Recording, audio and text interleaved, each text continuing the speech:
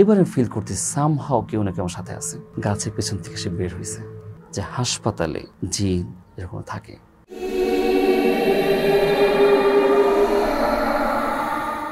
আমার বাবার কাছ থেকে শুনছি, আমার চাচার কাছ থেকে, যে গ্রামে রাতে শোয়ার আগে ওনারা করতে বাড়ির 4 কোণা 4 পা হাততালি দিত।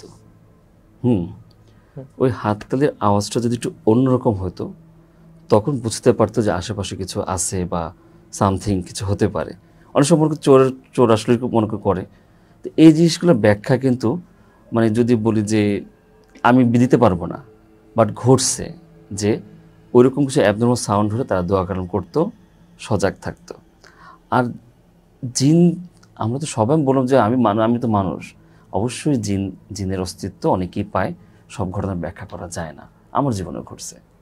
একটু যদি বলেন, আমরা শুনতে চাই গল্পটা। ভূতের ঘটনা, জিনের ঘটনা যাই বলি, মানে আমার কাছে যদি মানে মিউটিলেটেড বডি বলে যে ছিঁড়া বেড়া দেহ নিয়ে সামনে আসে, সেটা আমার কখনো ভয় লাগবে না। হ্যাঁ, যেটা মানুষ পোস্টমর্টম যে বলো যেরকম, আর শুনে অভ্যস্ত। আমার রুম যেখানে ছিল বিভিন্ন বাংলাদেশে বিভিন্ন যে চাকরি করছি, মানে কোন আওয়াজে এসে মানে কোন হাতুড়ি দিয়ে মাথায় বাড়ি দিলে কীরকম আওয়াজ হয়, আমাদের পোস্টমর্টমে মাথা ভাঙা লাগে, তারপরে এই বোনস ভাঙা লাগে, সেগুলো কিন্তু শুনে শুনে অভ্যস্ত। তবে মানে ওটা হইলো সবসময় ভূতের ভয় পাই না তা না। ধরো কোনো একটা মানে একটা পেশেন্ট মানে দেখছি যে মরতে মানে মারা যাবে এবং কেউ স্ট্যাব করছে, তা মাঝে মাঝে খুব খারাপ লাগতো যে হ্যাঁ রে, ওর বডিটা হয়তো একটু পরে সেই রুমটা থেকে কাটা হবে, আজ হোক কাল হোক কাটা হবে, আমি সেই শব্দটা শুনবো। মায়া লাগে না, ছোট ছোট মানুষ যখন এরকম হয় তখন কিন্তু মায়া লাগে। যার আপনজন যায় সে তো মায়া লাগে। মানে আমার কেউ ভাবতে পারে যে আমার আত্মীয় স্বজনের শরীর এভাবে মানে ছিন্ন বিচ্ছিন্ন করে ডাক্তার কাটতেছে, ডোমরা কাটতেছে, কি ভয়ানক না? তারা কিন্তু ভয় পায় না।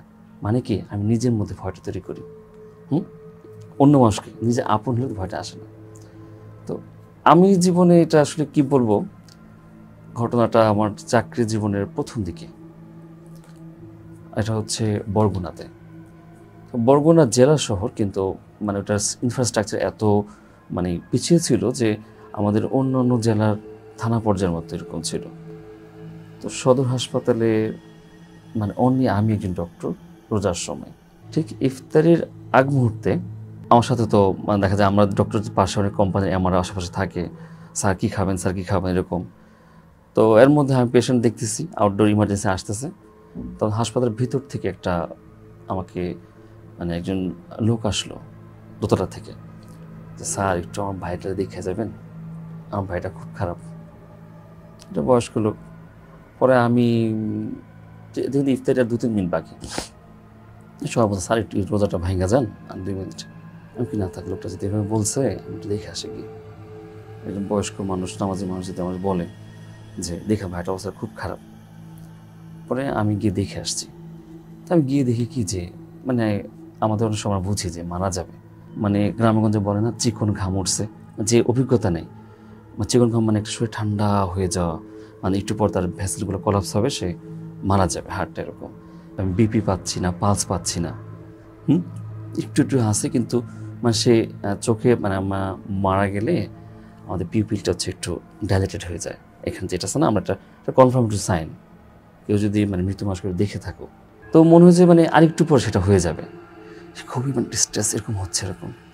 তো সেই ক্ষেত্রে আমরা করি কোনো সময় 1-2 ওষুধ দিয়ে দিই, মানে হইলে না হইলে না, এটা সম্ভাবনা অনেক, 100 মানে 100 মধ্যে পয়েন্ট সামথিং হবে আর কি পার্সেন্টেজ হওয়া, ওই সময় আমরা লাইফ সাপোর্ট দিয়ে দিই আর কি। তো ওখানে কি লাইফ সাপোর্ট সিস্টেম মানে বরগুনাতে, তো আমি সেটা দিয়ে কটসন দিয়ে এসে পড়ছি, কটসন দিয়ে টক্সিন, নার্স আপনার অক্সিজেন দিয়ে দেন, এটাকে পেশেন্টকে দিয়ে দেন, আর আমাকে তো ডাকা হয়েছে কিছু করার জন্য।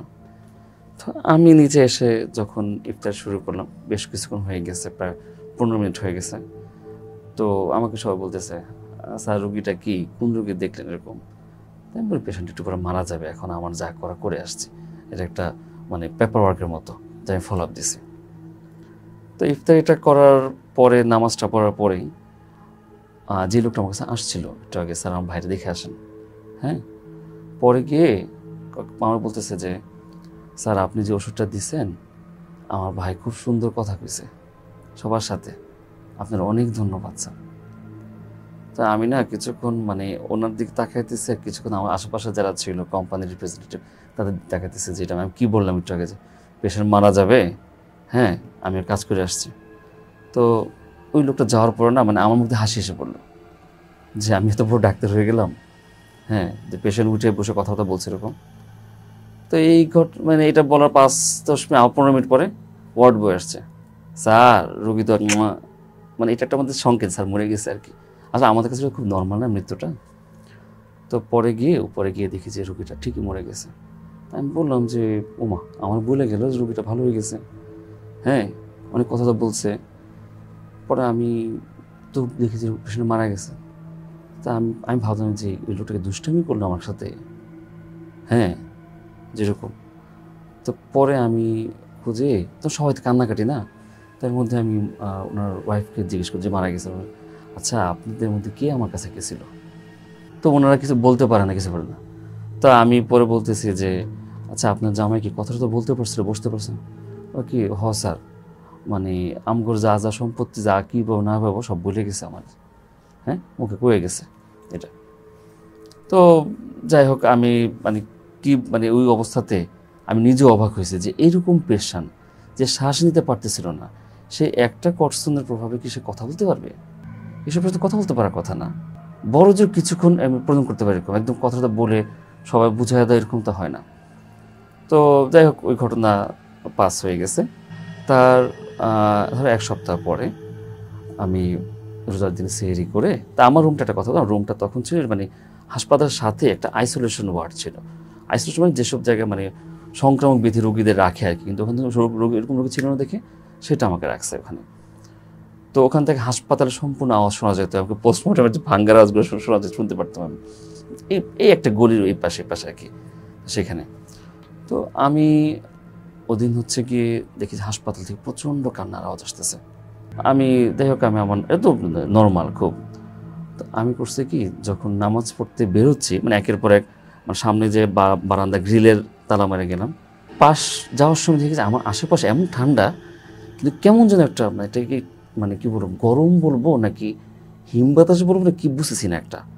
তো আমি জাস্ট নামাজটা পড়ে যখন আবার আসতেছি, এবারে ফিল করতেছি সামহাও কেউ না কেউ আমার সাথে আছে, মানে আমার আশেপাশে ঘুরতে। আমার বলতে আমাকে মানে আমি খুব মানুষকে ভয় দেখা অভ্যস্ত, কিন্তু আমি নিজে আমার এখনই কার লোম খারাপ হয়েছে। আমি বুঝতেছি আমার আশেপাশে কিছু একটা আছে। তাহলে আমার এরকম লাগবে কেন? এরকম মানে কেউ থাকে নরম একটা জিনিসটা আমার যদি মানে ধরলো না, কিছু একটা ফোম বা সামথিং কিছু একটা মানে। তো যাই হোক আমি করছি কি, যেতে যেতে আমি টের পাইছিলাম পেছনে কেউ একটা আছে, পিছনে কেউ আছে। তা আমি আমার গ্রিলটা খুলে আমি ভিতরে ঢুকছি, মানে আমার রুমের ভিতর ঢুকতে যাওয়া আমার কাছে মনে হচ্ছে না, আমি যদি এই জিনিসটা সমাধান না করি আমি ডু হার্ট অ্যাটাক হয়ে যেতে পারে। তো এই জিনিসটা আমাকে ভাবাবে, কারণ আমি খুব সাইন্টিফিক্যালি ব্যাখ্যা করার চেষ্টা করি। তো পরে আমি সাথে সাথে ঘুরলাম, আমি ঘুরে বলতেছি এই কে এখানে? কেউ কিন্তু নাই। তখন আমার বাসার সামনে একটা আম গাছ ছিল, মানে এখানে সে আম গাছের পিছন থেকে একটা লোক বের হলো, একটা বয়স্ক লোক বের হয়ে বলতেছে, স্যার ভয় পেন না স্যার, আমি যেতেছি গা। আপনি বেরোন, জান এখান থেকে, আমার এখানে কি? হ্যাঁ মানে আমার প্রচণ্ড রাগ উঠতেছিল যে মানে আমার বাসার এখানে সামনে তুমি আমি ভয় মরিতেছে, তুমি এখানে আসো, হ্যাঁ মানে আমার হাত পা কাঁপতেছে।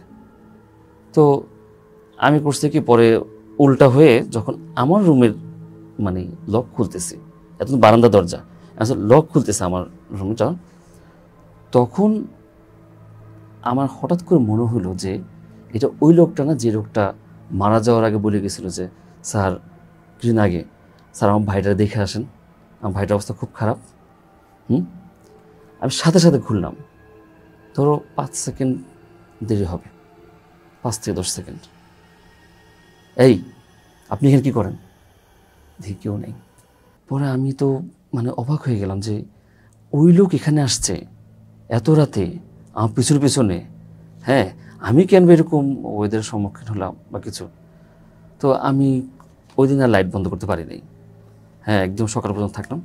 তো তারপরে আমি এই জিনিসটা অনেককে বললাম, অনেকে এটা আমাকে পাতা দেয়নি, স্যার ভয় পায় না স্যার, আপনি যদি এরকম ভয় পান আমরা কী করবো, আপনার তো শিক্ষিত মানুষ এসে আপনি যদি এরকম করেন।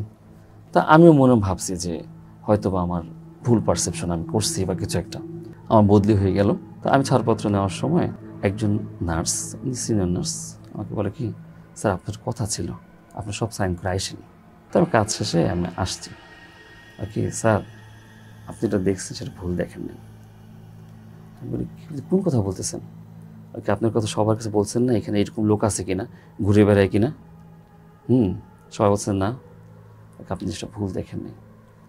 বলে এই জিনিসটা সেম রকম কাহিনী, একই রকম কাহিনী আমার আগে একজন নার্সের সময় হয়েছে। উনি এখান থেকে রিটায়ারমেন্ট চলে গেছে। হ্যাঁ, উনি আমাকে সতর্ক করে গেছে যে ওনারা যদি এরকম যদি কেউ আসে, সে যা চায় তা করে দিও। সে মানুষ না, অন্য কিছু। তো মানে আমি এটা শুনে না, মানে এতদিন যা মানে নিজের সাইন্টিফিক্যালি যে মনকে স্ট্রং করছিলাম না, আবার মনে হচ্ছে না আমি এটা কি হইলো, মানে আমার কথা আবার মনে হচ্ছে যে এটা কি। মানে সেই তখন থেকে আমার ধারণা যে হাসপাতালে অবশ্যই জিন এরকম থাকে। কি বলবো যে এই জিনিসটা হওয়ার পরে আমার মানে আমি বলবো যে আমি অবিশ্বাস করতে পারি না নিজের জীবনে ঘটে যাওয়া জিনিসটা। মানে I think some form of জিন তো বিভিন্ন রূপ নিতে পারে। এজ এ মুসলিম আমাকে বিশ্বাস করতেই হবে। আমি আমার চোখকে তো বিশ্বাস করতে পারি না। আমার জীবন যদি কখনো এরকম ঘটে, হ্যালুসিনেশন ঘটে, আমি ইচ্ছা করে সেদিকে যাই। তুমি যে বলো তোমার বন্ধু ঘর থেকে ছায়া দেখা যায়, আমি বলি সেদিকে যাইতাম যে সত্যি দেখি কিনা, দেখি তো। হ্যাঁ, কিন্তু আমি সেরকম দেখার জন্য কিন্তু উল্টো হয়ে তাকে দেখছি। এই আপনি কে? এবং গাছের পেছন থেকে সে বের হয়েছে। আমি যে ভয় পাইছি সে কীভাবে বুঝলো? সে প্রথম কথা আমি বলছি কে? সে বলছে স্যার ভয় পায়েন না স্যার, আমি চলে যেতেছি। তো এই যে বন্ধু সব কিছু আসলে ব্যাখ্যা করা যায় না সায়েন্সে। তপু ভাই একজন বিজ্ঞান মনস্ক মানুষ, ওনার পেশাই হচ্ছে মেডিকেল পেশা। তো এই মানুষটার জীবনে ঘটে যাওয়া যে ঘটনাটা, তিনি নিজেও অনেক বেশি শঙ্কিত যে আসলে উনি ওনার চোখকে অবিশ্বাস করতে পারছে না যা ঘটেছে ওনার সাথে। তো আমরা বলছিলাম যে জিন, পৃথিবীতে জিনের অস্তিত্ব আছে। ও আপনাকে ততক্ষণ পর্যন্ত আপনাকে ক্ষতি করবে না, অনিষ্টতার দিকে যাবে না, যতক্ষণ পর্যন্ত আপনি ওকে ডিস্টার্ব করবেন। কারণ ওদেরও কিছু রুলস আছে, ওদেরও কিছু নিয়ম আছে, এর বাইরে ওরা যাবে না। সুপ্রিয় দর্শক, আজকে এই পর্যন্তই। যে যেখান থেকে শুনছেন, যেভাবেই শুনছেন, ভালো থাকেন, নিজের যত্ন নেবেন।